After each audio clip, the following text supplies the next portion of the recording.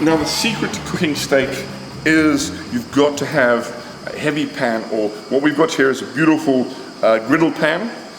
It's a beautiful thing. It's a nice cast iron. This gets really, really hot. And so you get a nice even disbursement of heat, and you've got something that's really in it hot. We've got a griddle pan on here, just a skillet that we're going to cook the fillet in, because we're going to cook this in a little bit of butter and we're going to baste as we go. Very important when cooking steak, contentious point, and that is the seasoning. There are two very, very important things when cooking steak, or cooking any meat for that matter. Seasoning, which you always do before you cook, and resting. We'll get to the resting afterwards, but to begin with, seasoning. Detractors from seasoning will say, don't put salt and pepper on beforehand because it draws the juice up. Sure it does, but we're talking about 5 minutes before it goes onto the fire. We're not talking about 2 or 3 hours, because then it would draw the juices out. But what that salt does is, it starts to draw the juices out to a degree when the steak hits the pan, whether it's the griddle plate, where it's the braai frying pan, it forms this crust instantly from that juices that have been extracted in the salt. So you get this salty crust, that beautiful thing that you bite into when you have that first mouthful of steak, that saltiness, that meatiness, that comes from seasoning and your meat forming a crust on the outside.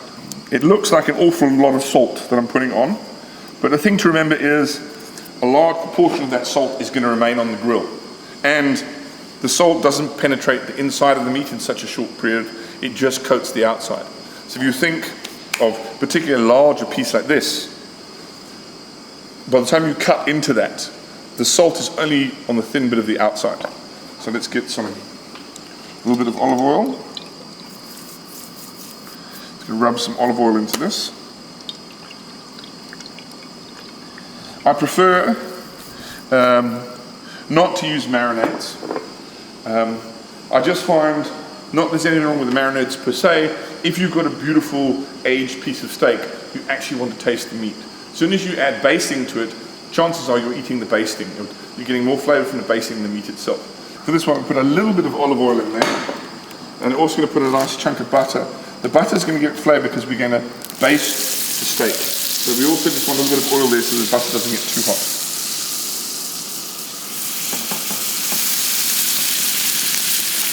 Now the secret to cooking steak, particularly something like a fillet, is not to turn it too often. You want to leave it one side down, try and get that nice sort of charred finish to it. Every time you turn something, you're removing it from the heat. So don't turn it 5 times, try and turn it as little as possible.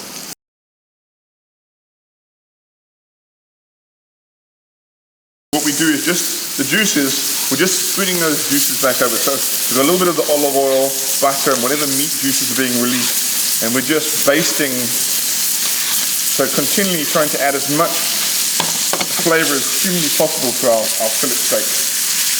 Another mistake people often make when cooking steak, particularly bigger pieces, is they have a tendency to cut into them to see how well they're cooked. As soon as you do that, you're releasing all the juices that are trapped inside, and they're going to spew all over the place. So a rule of thumb is to use your thumb and your index finger. Just put the two together, don't push, just touch your fingers to it and feel that. That is what a rare steak should feel like. So when you touch this is rare, it's quite flabby, it's quite soft. And as you move your finger, so that firms up. So we go here, medium well, and rock hard, which is well done. If you can, it's best to keep it on the bone for 2 reasons. First of all, the bone adds flavour.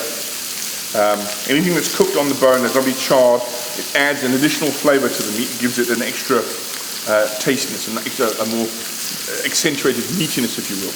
And also, it doesn't shrink as well. Obviously, it's a little bit more of a skill because you want to make sure that right in the middle here, that you get where it's closest to the bone, that you're cooking it correctly. And I would often advise that if you're cooking larger pieces of meat like this, something that's 700 to 800 grams and higher, is to actually use a meat thermometer. Put the little meat probe in right in the center there, and you're looking for about 55 degrees in internal temperature. 55 degrees will give you a medium rare steak.